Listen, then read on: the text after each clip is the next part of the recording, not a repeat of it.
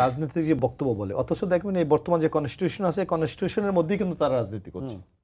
তো সুতরাং আপনি দেখেন আপনি যে কথাটা বললেন এই যে একটা, যেমন আমরা যারা প্রচার চালাই নির্বাচনে, স্পষ্ট কিন্তু নির্বাচন কমিশনের এবার যেই ইনস্ট্রাকশন সেখানে আছে আপনাকে কোনো মসজিদ ধর্মীয় প্রতিষ্ঠানকে প্রচারের জন্য ব্যবহার করা যাবে না। এটা তো তফসিলের পরে না, এখন অলরেডি চূড়ান্ত করে দিয়েছে তারা। আচ্ছা, চূড়ান্ত করেছে অলরেডি 10 নভেম্বর চূড়ান্ত করেছে। এই ম্যানুয়ালটা কার্যকর হবে কি তফসিলের পরে না? হ্যাঁ হবে, কিন্তু আগেই তো তারা এটা চূড়ান্ত করেছে এবং এটা রাজনৈতিক দলগুলির সাথে যে আলোচনা, সেই আলোচনা এগুলি তারা উপস্থাপনা করছে যে এটা আমরা চূড়ান্ত করছি। সুতরাং আপনি মুখে বলেন যে সংবিধান মানেন, নির্বাচন কমিশনের রুলস মানেন, কিন্তু অন্যদিকে আপনি যদি মসজিদে বা ধর্মীয় প্রতিষ্ঠানকে ব্যবহার করতে চান তাহলে নির্বাচন আইনকে তো ভায়োলেশন করা হবে। সেই ক্ষেত্রে তো নির্বাচন কমিশন আপনার বিরুদ্ধে ব্যবস্থা নিতে পারবে।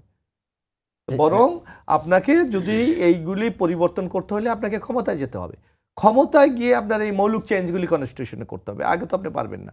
বরং আমরা মনে করি এগুলি ভোট পাওয়ার জন্য নানা ধরনের কমিটমেন্ট তারা করে, যার বাস্তবে যার কোনো অস্তিত্ব আছে বলে আমরা মনে করি।